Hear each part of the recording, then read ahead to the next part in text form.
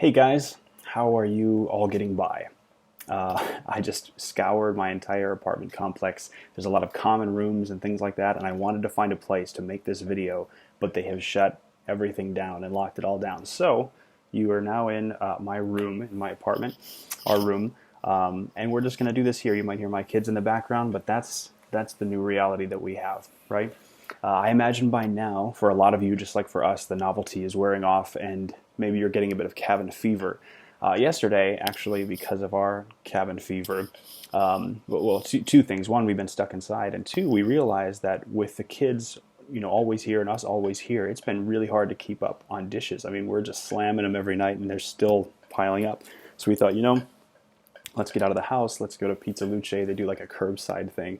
So we went in our little Volkswagen SUV thing, and we got the pizza, and then we opened up the back like hatch, like the trunk of the SUV, and just sat in it in the parking lot and hung out outside in the cold eating pizza. That will be a memory I carry with me for the rest of my life, probably.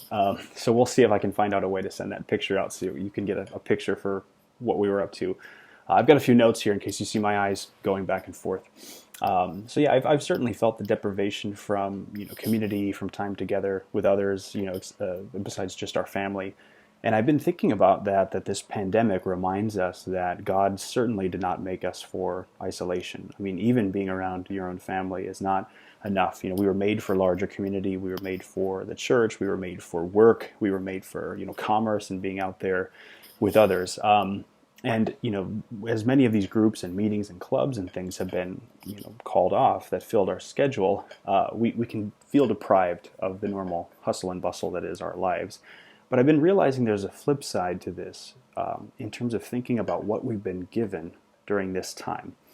So this week has me thinking a lot about Luke 10:38 to 42. So let me read that to you. As Jesus and his disciples were on their way, he came to a village where a woman named Martha opened her home to him. She had a sister called Mary who sat at the Lord's feet, listening to what he said. But Martha was distracted by all the preparations that had to be made. She came to him and asked, "Lord, don't you care that my sister has left me to do the work by myself?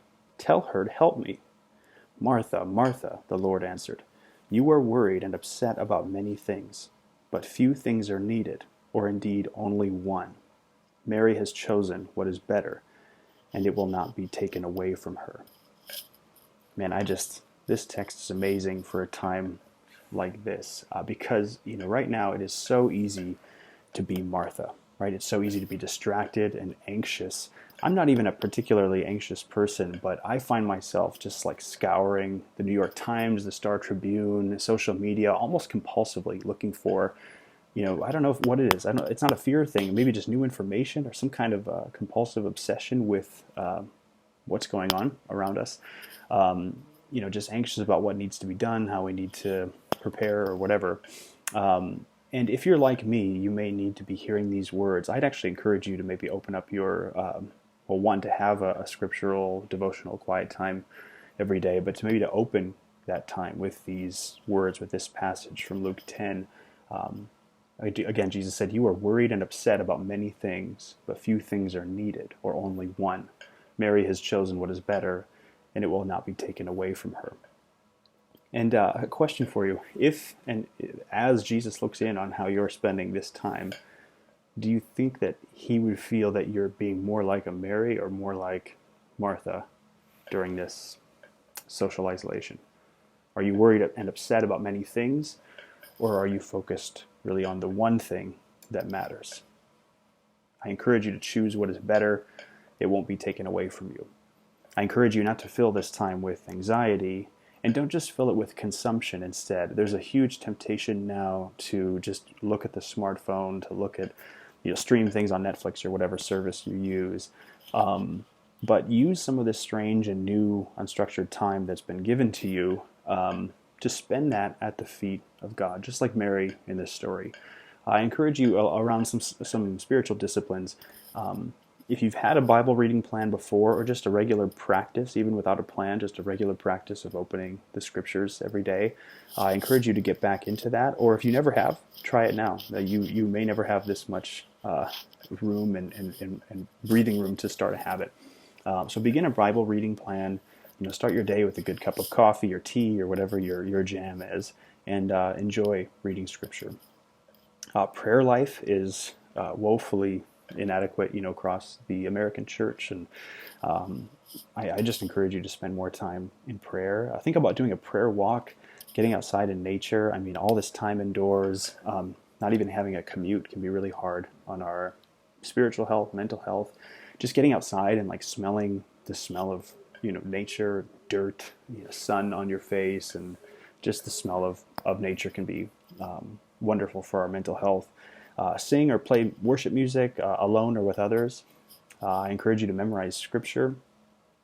And then also, maybe a little bit heavier, if there's a certain book of the Bible that you've always liked, or a book that you found to be a bit of a mystery and always scratched your head at, I would encourage you to maybe buy an affordable commentary on Amazon, or buy it digitally for Kindle or whatever you use, or even if there's some decent resources online, and actually then pair that book, like say the book of Hebrews or whatever, pair that book with reading through a commentary and actually deeply study the book and figure out better what it's about.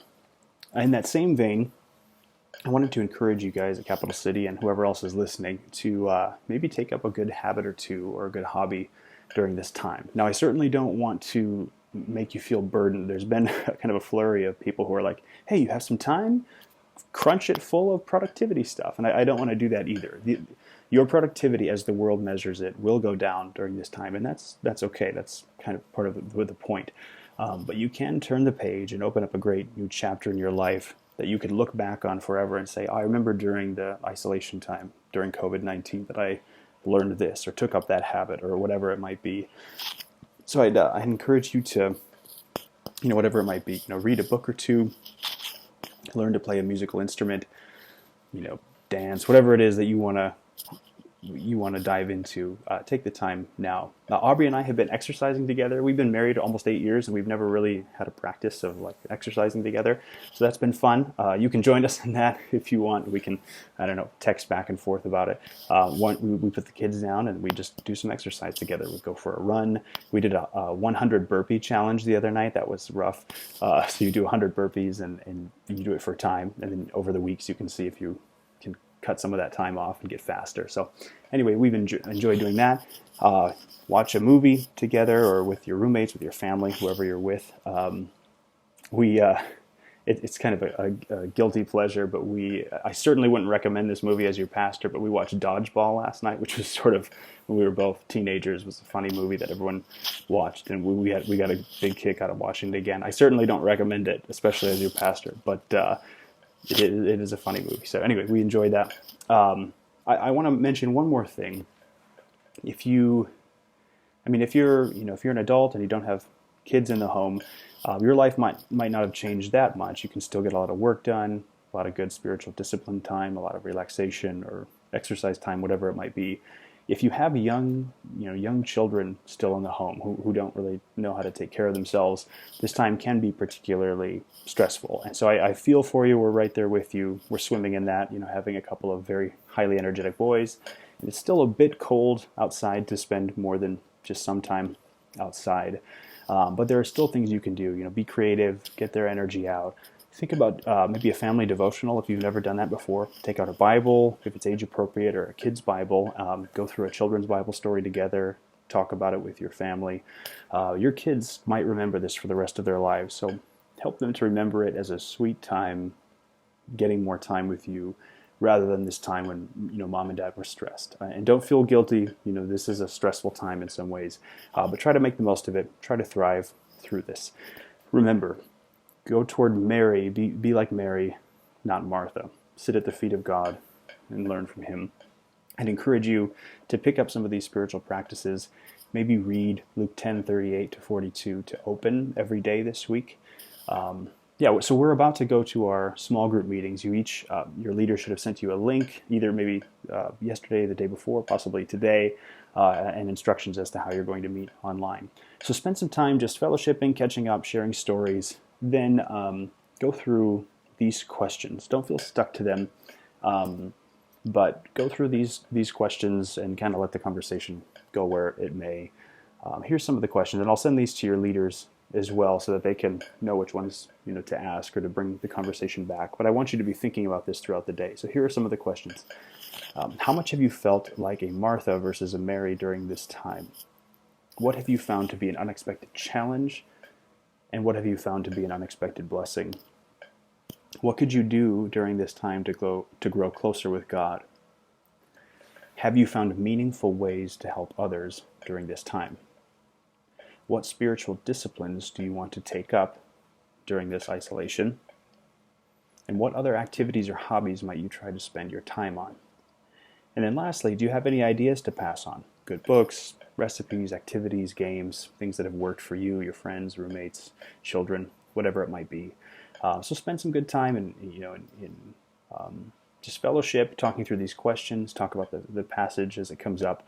And then lastly, spend some time in prayer. Share prayer requests around the digital table, and then pray for one another in groups. And this is what we'll do for the foreseeable future until the time comes when mercifully and gloriously we can come back together. All right, so thank you guys, praying for you, and I'm excited to see you all as soon as we can. All right, bye.